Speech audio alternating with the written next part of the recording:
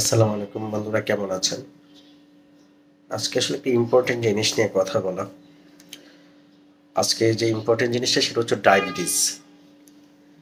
Diabetes একটা মারাত্মক রোগ, সেটা আমরা সবাই জানি। মানে যারা সচেতন ব্যক্তি তারা জানে, আর যারা অসচেতন তারা জানে না। বাংলাদেশে এখন 1,30,00,000 মানুষ ডায়াবেটিসে ভুগতেছে। 2023 সালের একটা রিপোর্ট এটা। ঠিক আছে?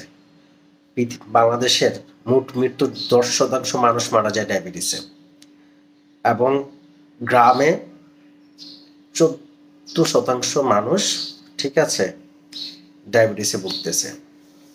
তা আমাদের কথা হলো, এর মানে এর পদক্ষেপটা কোথায়, মানে সরকার পদক্ষেপটা কোথায় নিচ্ছে?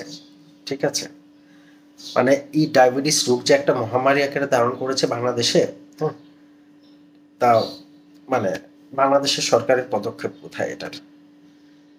92% মানুষ ডায়াবেটিস নিয়ন্ত্রণ রাখতে পারছে না। 92% মানুষ, বুঝতে পারছেন তার মানে কি? এবং কল্পনার বাহিরে যে এটা কি আকারে বাড়তেছে ডায়াবেটিসটা। বাংলাদেশে একটা ব্যবসা এখন একটা ডায়াবেটিস। তো আমরা আসলে সরকার থেকে এটার কোনো পদক্ষেপও দেখি না, সচেতনতাও দেখি না। ঠিক আছে, যে আমরা ছোটবেলা যেমন দেখতাম ডায়রিয়া নিয়ে কত মানে মানে পদক্ষেপ ছিল, বিটিভিতে দেখতে পারতাম আর কি। কিন্তু ডায়াবেটিস নিয়ে কোনো পদক্ষেপ নাই, অথচ ডায়াবেটিস এমন একটা রোগ, ঠিক আছে, যেটা মানে আপনার কিডনিটা খেয়ে আপনার লিভার এবং আপনার ব্রেন, আপনার হার্ট, আপনার চোখ, আপনার দাঁত, মানে শরীরের সব কিছু অকেজো করে ফেলে।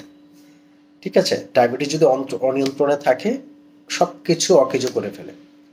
ঠিক আছে, সো আমরা এটা সচেতন করতে পারছি না, আমাদের সরকার থেকে কোনো পদক্ষেপই নেই যে ডায়াবেটিস একটা রোগ, এটা কত মহামারী আকারে ধারণ করেছে বাংলাদেশে, এবং এটা কোন লেভেলে গিয়েছে আপনারা চিন্তা করতে পারবেন না। ইউরোপে ডায়াবেটিসের রোগীদের ধরে ধরে নিয়ে ট্রিটমেন্ট করা এবং সমস্ত খরচ সরকার বহন করে, এবং তাদেরকে বাধা দেয়, যাদের ডায়াবেটিস আছে তাদেরকে বাধা দেয়। তার এত সচেতন ডায়াবেটিসটা নিয়ে, এই রোগটা নিয়ে। ঠিক আছে, আর আমাদের বাংলাদেশে এটা doesn't matter, totally doesn't matter. আসলে ডায়াবেটিস কি গ্রামের অধিকাংশ মানুষই জানে না এটা হলে কি হইতে পারে, শরীরে কত ক্ষতি হইতে পারে, কি করতে মানে শরীর সে যে আস্তে আস্তে আস্তে মৃত্যুর দিকে ধাবিত হচ্ছে, সেটা তারা বুঝতেই পারে না যে ডায়াবেটিসটা এত খারাপ। ঠিক আছে, তো আমার মনে হয় কি, আমাদের সরকার থেকে, আমাদের এনজিও বলেন অ্যান্ড হচ্ছে আধা সরকারি বেসরকারি যত আছে, এটাকে নিয়ে সচেতন করা উচিত যে আসলে ডায়াবেটিসটা কেন হয়, কি কারণে হয়, হইলে কি করতে হবে, এটা ট্রিটমেন্ট কি।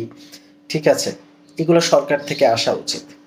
আসলে আমাদের বাংলাদেশটা হচ্ছে একটা রাবিশ জায়গা, যারা হচ্ছে মানে দলে দলে কুন্দল নিয়ে থাকে, মানুষের জনগণের সেবা তারা কখন করবে?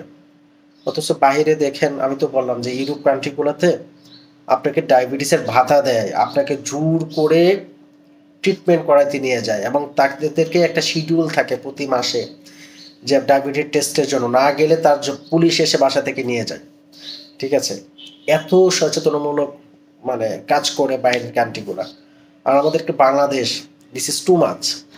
বা একটু মানে একটু অর্গানাইজড হই আমরা। ঠিক আছে, আমি সরকার মানে মানে আমার ভিডিওটা যারাই দেখেন, আমি জানি না যে আপনারা কিছু মানুষ হলে তো দেখেন, প্লিজ আপনারা এইটার দিক সচেতন হন, গ্রামের মানুষকে সচেতন করেন, যার যার এন্ড থেকে সচেতন করেন। কারণ আমার মানে আমি গতকালকে পরশু দিনের একটা নিউজ বলি, আমার এক ফুপি, ঠিক আছে, তার ডায়াবেটিস, তার 2টা কিডনি বিকল হয়ে গেছে, মানে ডায়াবেটিস থেকে। অনেক আছে এরকম, দেখা তো অনেক আছে, আপনি হসপিটালগুলোতে যান, যা বারডেম হসপিটালে গেলে দেখতে পারবেন যে কি অবস্থা। ঠিক আছে, তো একটা কথা বলি ভাই, আসলে আগে স্বাস্থ্য, পরে হচ্ছে সবকিছু। আপনার স্বাস্থ্য ঠিক থাকলে সবকিছু ঠিক থাকবে। তো আল্লাহ হাফেজ। আসলে এটা করার উদ্দেশ্য হচ্ছে যে বাংলাদেশে এগুলা নিয়ে কোনো কথাই হয় না, কোনো কিছু না। এই ধরনের ডায়াবেটিস রোগী নিয়ে যে কি করা উচিত, কি করতে হবে না করতে হবে, গ্রামের মানুষকে সচেতন করা উচিত, শহরের মানুষকে বাংলাদেশের প্রতিটা ঘরে ঘরে এটা পৌঁছে দেওয়া উচিত, সজাগতা ডায়াবেটিস হলে কি হইতে পারে। তো বন্ধুরা ভালো থাকেন, আল্লাহ হাফেজ, দেখা হবে আবারও নতুন কোনো ভিডিওতে।